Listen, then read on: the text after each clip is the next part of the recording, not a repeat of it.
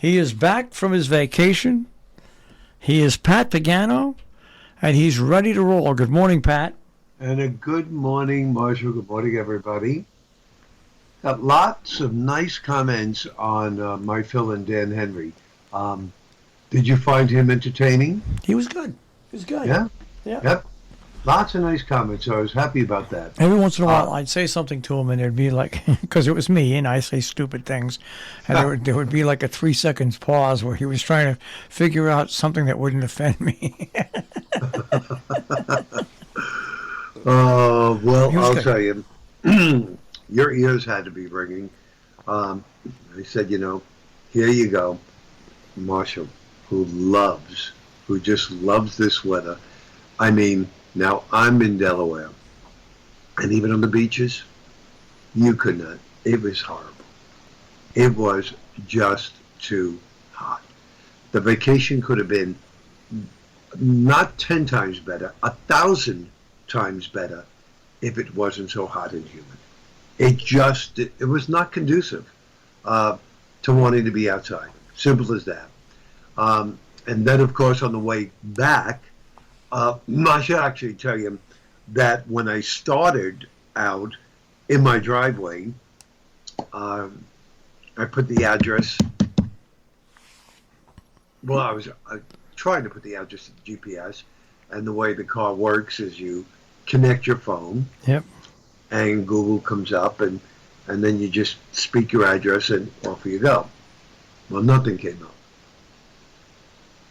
I spent 20 minutes in my driveway trying to figure it out. So I said, well, I have no option. I'm going to use Waze on my cell phone. So I used Waze all the way down there. Coming home, I had to do the same thing. I did go to Verizon down there because I had a new phone. I thought that was the problem. They said it wasn't. And they said it was a Nissan problem. So obviously I'm stuck. So I used Waze on the way home, and I'm in Delaware. And we dead stop in traffic. And I see Waze reconfigured and says in 2.5 miles, please bear left toward Philadelphia. I'm thinking to myself, toward Philadelphia? I said, but something must be up. So I had to go through Philadelphia to come home. And it took me an extra hour. And going through Philadelphia on a Friday afternoon is not pretty. No. It was horrible.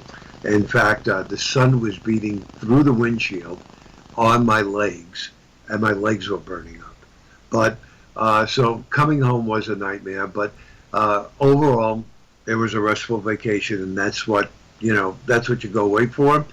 And this heat wave was incredible. Yesterday, Newark Airport hit 100 degrees for the 5th consecutive day in a row. That never before has happened. And as long as they're keeping records. So you want to talk about warming? Yeah, I think that's very evident.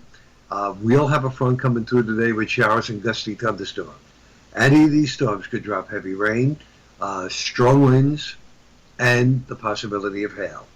Mid-80s, so we should not hit 90 today. The showers and storms will end tonight early, 60 to 65 for a very pleasant late night. And then sunshine and not nearly as hot or humid Tuesday, middle 80s. Partly sunny, middle 80s Wednesday. We're back to hazy, humid weather with a chance of thunderstorms Thursday into Friday, with temperatures at or around 90 degrees. And then we'll get a break come Saturday. All right, so now what time would the thunderstorms roll through here today? They could roll through at any time at all. Right now, we're seeing thunderstorms that extend just north and west of Albany down to Binghamton. And they're all moving southeastward. So my guess, our westernmost listening areas will see those storms coming in late morning. The rest of the area should start seeing them coming in by early afternoon.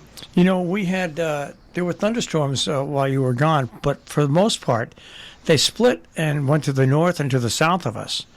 A few areas got some, but not many. But most they split and went from South County, Massachusetts, and higher, and then Fairfield County and lower.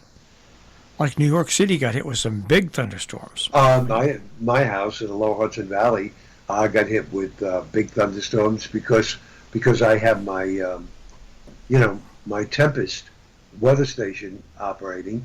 It recorded between 4 and 5 inches of rain on one day. I think it was last Monday, a week from a week ago, 4 to 5 inches of rain. So when I came home, I was pleasantly surprised to see that my lawn was still green. Yeah, we it all depends where you were out here. But most of the places didn't get didn't get thunderstorms, so we were minus that. Now I came out this morning. We got showers and we got some rain and stuff like that. Like I came out this morning and my car was covered, so it must have showered last night. It could have, yeah, it could have. There was some very, very light showers around, but the main area of moisture will be charging in here around lunchtime, and then moving out early tonight, and that is with a cool front that'll drop to our south and give us a little reprieve tomorrow and into Wednesday. No. So that's not terrible. At least we get a break, you know. Now, while you were gone, I watched Jurassic Park Dominion. What'd you think? It was on Amazon Prime Video. It was not one of the better Jurassic Parks, but they had to wrap it up somehow, and I kind of liked the way they wrapped it up. The dinosaurs and the humans have to basically. If you're listening and you don't want to know, turn off the radio. But basically, dinosaurs and human have to live together. But what really shocked me was local resident and actor Campbell Scott is in it. And he's the villain. And he was great as a villain. He was nasty. He had that villain look, a rich villain. Okay.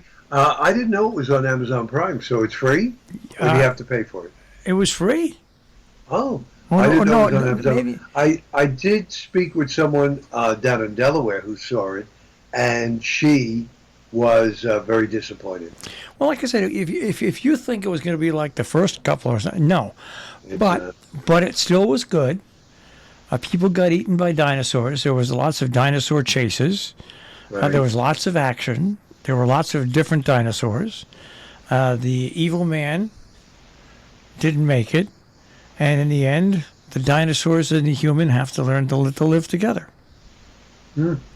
Okay. I didn't get to see any movies on my vacation, so I just thought I'd tell you that. So I got nowhere. In fact, I even brought down the script that I had to work on for the movie, that we're doing, the sitcom, and I never got a chance for that either. Because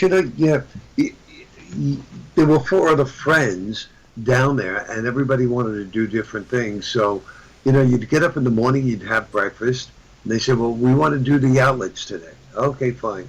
So you head to the outlets. You come back in the late afternoon. What are we doing? Oh, we're going to make reservations for dinner. You go out for dinner. Then after dinner, you walk around for a little bit, and you come back home, you sleep, and you start the whole next day all over again. So it was, it was kind of busy. I mean, the outlets are good. How do you beat that stuff? Here are all these outlets down there. Not only sales, but of course there's no tax.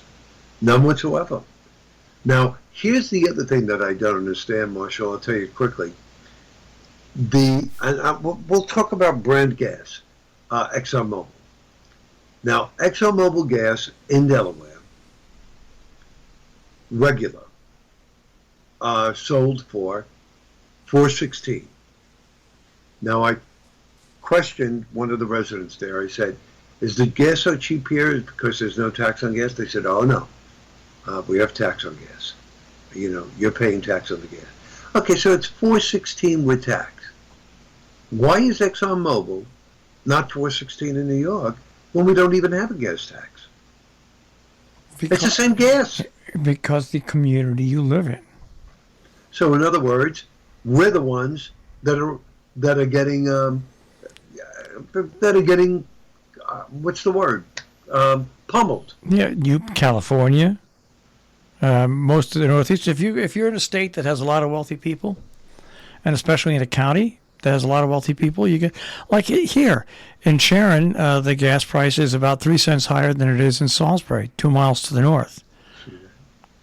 It's by town, it's figured out in a wacky way. That's a lot of baloney, if you ask me. It is. There's a lot of baloney. Yeah, but the good news is that Matt Damon is almost your neighbor.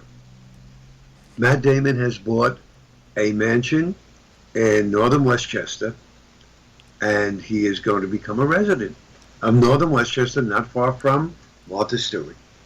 All right. How do you like those apples? Well, seeing as he's from Boston, I'm amazed. Yeah, so am I.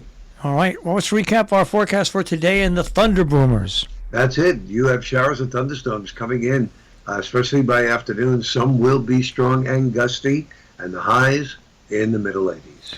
Pat, welcome back. Nice to have you back, and we'll speak to you tomorrow. Get that thing fixed at Nissan. Okay, I will. All right. Goodbye. Bye-bye. Pat Pagano this morning, back from vacation here on the Breakfast Club on Robin Hood Radio.